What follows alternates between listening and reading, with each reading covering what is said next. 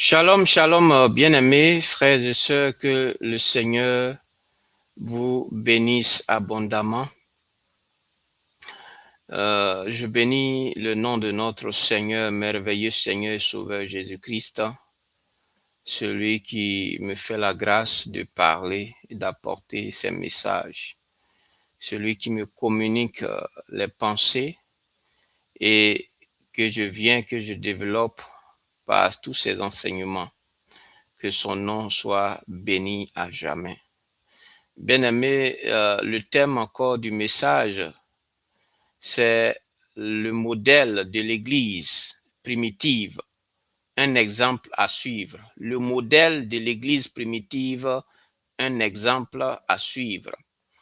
Bien-aimé, aujourd'hui, il est important que l'Église retourne à son premier amour, que les enfants de Dieu retournent au premier amour, aux choses fondamentales. Je veux dire, depuis, par exemple, les gens, quand ils viennent au Seigneur, dans les premiers temps, quand ils viennent au Seigneur, ils sont zélés. Mais quelques années après, ils deviennent froids. Ils commencent à négliger l'œuvre de Dieu. Bien-aimé, le Seigneur veut que nous retournions aux choses, je veux dire, aux ailes que nous avons lorsque nous avons donné notre vie au Seigneur Jésus-Christ. Oui, bien-aimé, et c'est la même chose pour l'Église. Quand je parle de l'Église, je parle du corps de Christ. Bien-aimé, l'Église aussi doit retourner. En tant que corps du Christ, nous devons retourner aux bases, à la base. Je veux dire, lorsque l'Église a commencé, c'est-à-dire par les disciples, par les apôtres, par les disciples du Seigneur Jésus-Christ. Bien-aimé, c'est important. C'est important de retourner à ces bases-là. Donc, sans plus tarder, je vais rentrer dans le vif du message. Bien-aimé, c'est important pour l'avancement de l'œuvre de Dieu.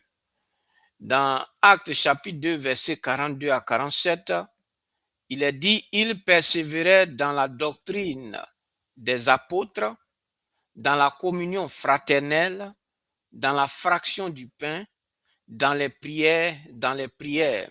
La crainte s'emparait de chacun et il se faisait beaucoup de prodiges et de miracles par les apôtres. Et le Seigneur ajoutait chaque jour à l'Église ceux qui étaient sauvés. Alléluia. Donc, bien aimé, c'est notre texte de base. L'Église doit retourner à cette Église primitive dont parle Actes chapitre 2, versets 42 à 47 que je viens de lire. Alléluia. C'est très important, bien aimé. Aujourd'hui, l'Église a perdu son premier amour, a perdu, ne regarde plus à l'exemple de l'Église primitive, comme c'est le cas dans le livre de Actes des Apôtres, au chapitre 2, verset 42. Et c'est pour cela que le Seigneur me met à cœur de parler sur cet aspect, que l'Église doit retourner à son premier amour, que l'Église doit retourner, regarder à l'exemple de l'Église primitive qui a été, qu'on voit dans le livre des Actes des Apôtres, chapitre 2. Alléluia. Donc, bien aimé, imaginez une église qui commence avec 120 personnes dans une chambre haute et qui, en l'espace de quelques heures, voit 30 000 âmes se convertir.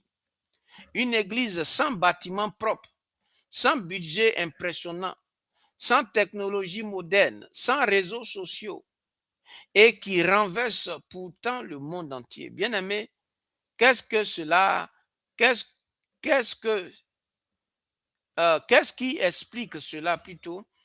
Bien-aimé, ce matin, nous allons ouvrir le livre des Actes et des apôtres et découvrir le modèle de la première église.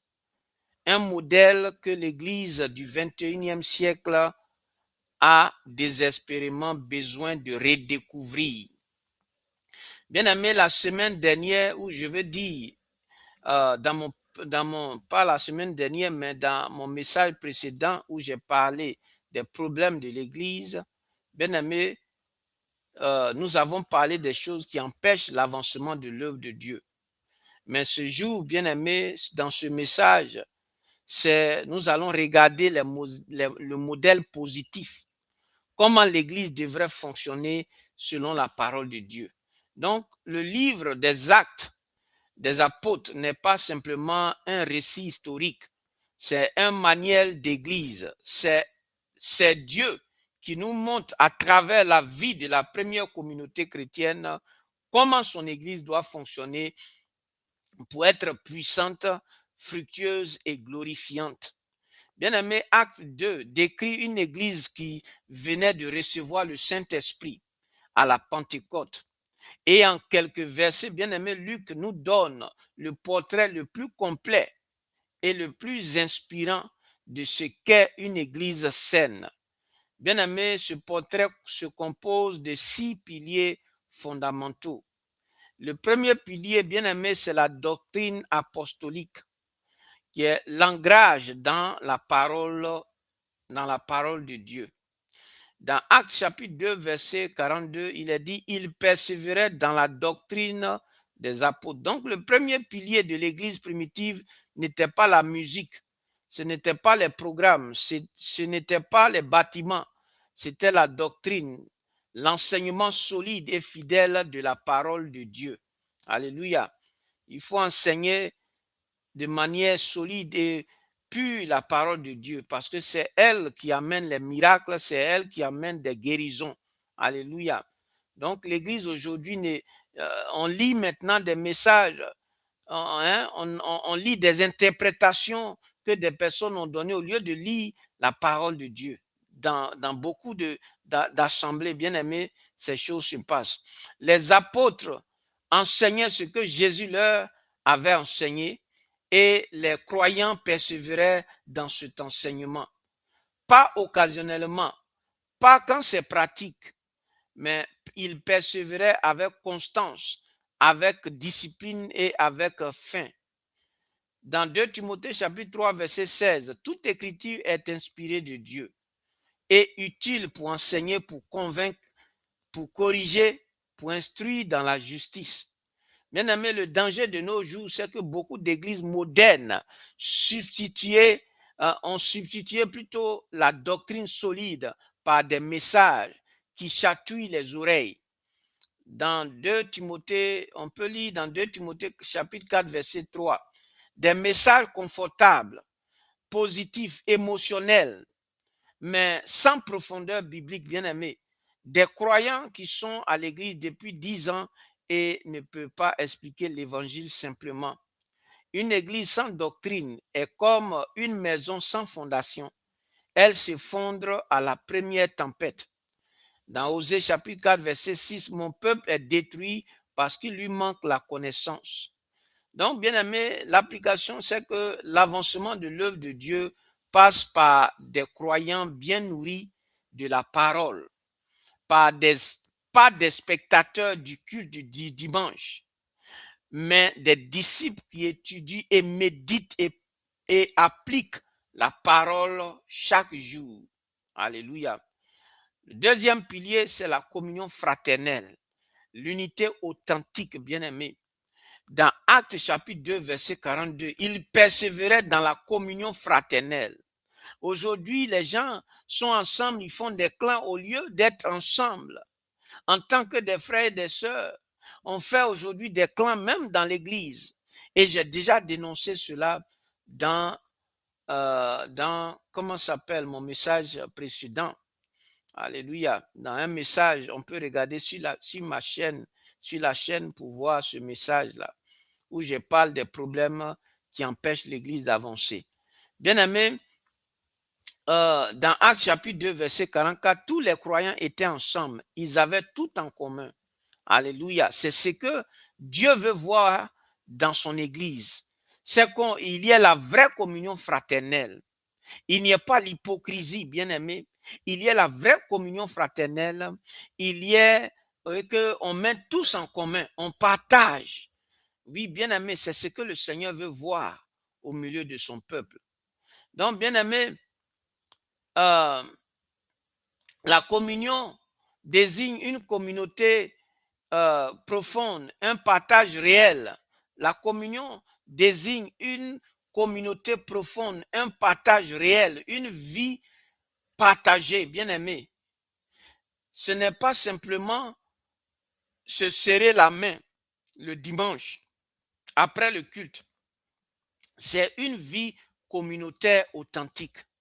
Donc, bien aimé, ce que la communion produisait, c'est qu'ils vendaient leurs biens pour subvenir aux besoins des uns des autres. On peut voir au verset 45.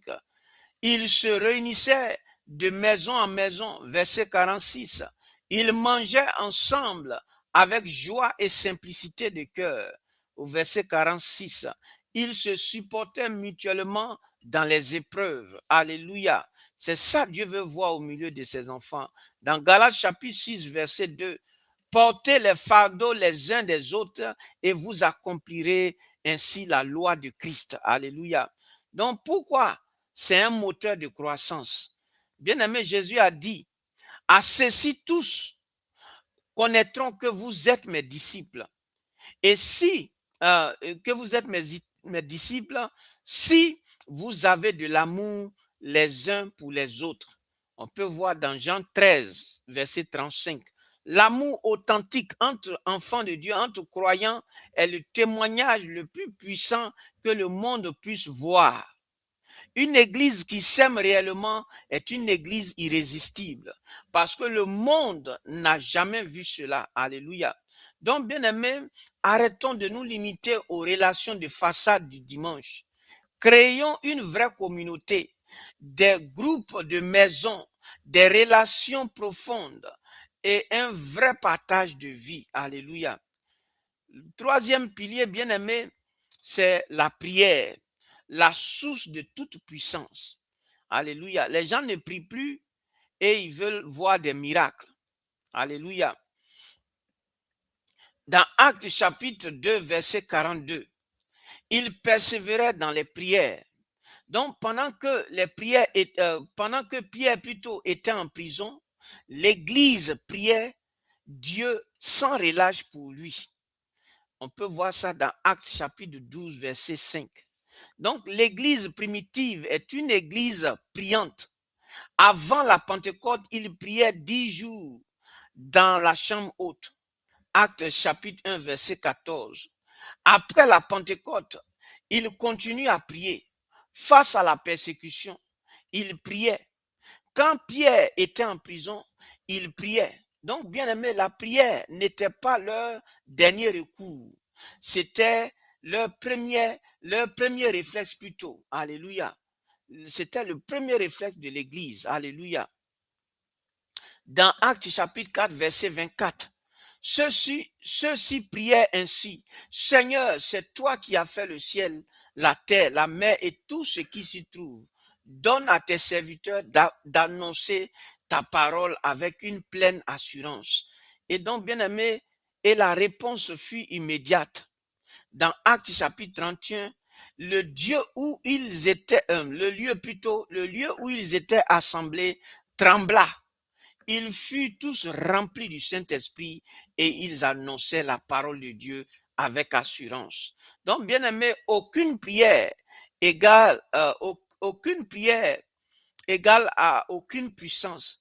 Voilà. Donc, je veux dire qu'aucune prière, s'il n'y a pas de prière, il n'y a pas de puissance. Peu de prière, c'est égal, alléluia. Peu de prière égale à peu de puissance.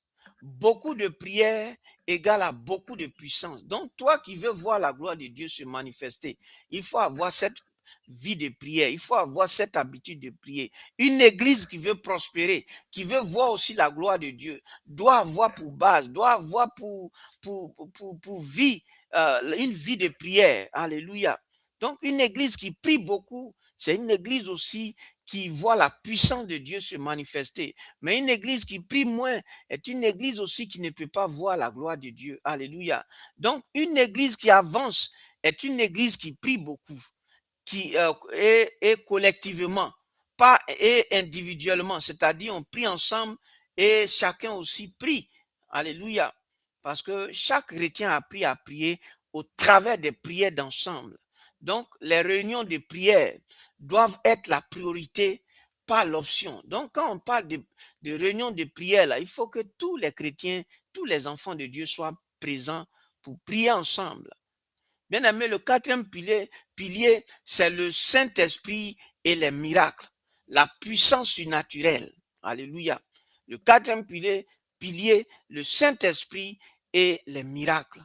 Bien aimé, la puissance surnaturelle. Donc, bien aimé, dans Actes chapitre 2, verset 43, la crainte s'emparait de chacun et il se faisait beaucoup de prodiges et de miracles. Bien aimé, il y a tout, il y a des, comme on le dit, il faut qu'il y ait il y a des principes qui doivent être faits d'abord avant que le miracle n'arrive. Et c'est ce que j'ai donné jusque-là, dans le premier pilier, deuxième pilier, troisième pilier, et je suis maintenant au quatrième pilier. Alléluia. Donc, si tu veux voir la gloire de Dieu, il faut que ce que j'ai dit déjà soit mis en pratique. Alléluia. Donc, bien aimé, l'église primitive n'était pas seulement une organisation humaine bien structurée, c'était une communauté surnaturelle. Les miracles n'étaient pas des exceptions rares, ils étaient la normalité. Parce qu'aujourd'hui, dans les églises, il y a les gens, c'est rare de voir des prières, je veux dire des miracles. Pourquoi? Parce que ce qui doit être fait d'abord pour que les miracles puissent venir là, ce n'est pas fait. C'est pourquoi aussi Dieu aussi ne fait pas des miracles. Alléluia. Et les gens sont obligés d'aller d'église en église parce qu'ils cherchent miracle. Or, si l'église fait ce que Dieu dit, comme il est dit ici, dans l'église primitive, il n'y a pas de raison qu'il n'y ait pas de miracle. Alléluia. Donc, bien aimé, dans Actes, chapitre 19, verset 11, or Dieu faisait de son côté des miracles extraordinaires par les mains de Paul. Alléluia. Dans Actes chapitre 8, verset 4 à 8, et comme s'ils s'y rendaient, ils annonçaient l'évangile dans beaucoup de bourgades des Samaritains. Alléluia. Donc, pourquoi les miracles sont importants pour l'avancement? C'est que les signes et les prodiges attirent l'attention des non-croyants. Alléluia. Ils confirment la parole prêchée. Donc, c'est par les miracles aussi que les gens seront touchés et qui vont venir à l'église. Alléluia. Donc, c'est important que l'église puisse voir des miracles s'opérer. Alléluia. Une église où il n'y a pas de miracle, c'est un problème. Alléluia. Il démontre que le Dieu de la Bible est vivant, pas une figure historique. Donc, le fait qu'il y a des miracles, ça démontre que Dieu est puissant, il est tout puissant et qu'il est le Dieu de miracles. Alléluia. Parce qu'il ne faut pas dire seulement que Dieu, il est vivant, mais il faut qu'il y ait des actions qui appuient ce qu'on dit de ce que Dieu est. Alléluia. Donc, Dieu permet les miracles pour que le message qui est donné ne soit pas vide, mais que ce message soit attaché de miracles. Alléluia. Alléluia. Donc, bien aimé, dans Marc chapitre 16, verset 20, ils s'en allaient prêcher partout. Le Seigneur travaillait avec eux et confirmait la parole par les miracles qui l'accompagnaient. Alléluia. Bien aimé, Jésus a dit dans Jean 14, verset 12, celui qui croit en moi fera aussi les œuvres que je fais et il en fera de plus grandes. Mais aujourd'hui, on voit que malgré que le Seigneur a dit ça, mais des enfants de Dieu n'expérimentent pas ça. Alléluia. Pourquoi? Parce qu'il y a plein de choses qui ne glorifient pas Dieu et qui fait que Dieu ne peut pas se manifester et faire cela. Alléluia. Donc, bien aimé, nous devons redécouvrir la dimension surnaturelle de la vie d'église, pas le sensationnalisme. Alléluia. Parce qu'aujourd'hui, les gens cherchent le sensationnel. Mais la réalité de l'esprit qui agit et qui confirme et transforme, c'est ce que l'église aujourd'hui doit vivre, bien aimé. La générosité, cinquième pilier, la générosité, le cœur qui donne. Il est dit dans Actes chapitre 2, verset 45, ils vendaient leurs propriétés et leurs biens et ils partageaient le produit entre tous selon les besoins de chacun. Aujourd'hui, on voit des enfants de Dieu qui ont l'argent, qui sont des milliardaires qui ont l'argent, mais qui ne veulent pas partager, qui ne veulent pas aider l'église, aider les frères. Bien-aimés, pourtant ils sont dans l'église. Et ça, c'est pas bon.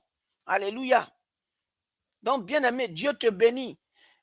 Dieu permet que tu sois milliardaire pour que tu donnes à l'église, pour aider les frères, pour aider les sœurs, pour permettre à son œuvre d'aller de l'avant. Donc, bien aimé, la première église était caractérisée par une générosité extraordinaire. Personne ne se souciait uniquement de lui-même. Barnabas vend un champ, apporte l'argent aux apôtres. Alléluia.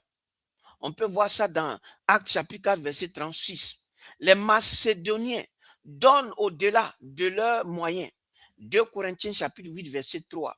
Donc cette générosité n'était pas forcée. Elle était le fruit naturel de l'amour de Dieu répandu dans les cœurs. On peut voir aussi dans 2 Corinthiens chapitre 9, verset 7. Dieu aime celui qui donne avec joie. Donc, une église qui donne librement et joyeusement est une église qui avance. La générosité délie les ressources pour l'œuvre et atteste que notre confiance est en Dieu, pas en l'argent. Alléluia. Bien-aimé, le 6e pilier et le dernier pilier, c'est le témoignage et la croissance, le résultat naturel. Dans Actes chapitre 2, verset 47, il trouvait grâce auprès de tout le peuple et le Seigneur ajoutait chaque jour à l'église ceux qui étaient sauvés. Donc voici le résultat extraordinaire de tous ces piliers-là. Le Seigneur ajoutait chaque jour des sauvés. Alléluia. Donc c'est pas chaque mois, pas chaque année, mais chaque jour le Seigneur ajoutait. Donc bien aimé, ce n'est pas le fruit d'une stratégie de marketing sophistiquée. C'est le fruit naturel d'une communauté qui vivait authentiquement selon le modèle de Dieu. Donc la croissance de l'église primitive est spectaculaire. On voit 3000 conversions en un jour, 5000 hommes. Bien aimés, tout ça, c'est la manifestation de la puissance de Dieu. Quand les choses sont là où elles doivent être. Bien aimés. Donc, quand nous vivons selon le modèle biblique, Dieu se charge de la croissance. Notre rôle est d'obéir et de planter. Son rôle est de faire croître. Alléluia. Donc, bien-aimés frères et sœurs, le modèle est clair. La première église n'avait pas nos ressources, mais elle avait quelque chose que nous avons perdu beaucoup pour beaucoup aujourd'hui. Alléluia. Donc, bien-aimés, je vais m'arrêter là. C'est important que l'Église, que tous les enfants de Dieu puissent, et l'Église du Seigneur puissent comprendre cela, afin que l'œuvre de Dieu puisse aller de l'avant. C'est très important. Nous devons retourner à notre premier amour, retourner à comment l'Église primitive faisait, et Dieu faisait des miracles, et Dieu ajoutait, et Dieu faisait croître son œuvre. Que Dieu nous bénisse. Shalom.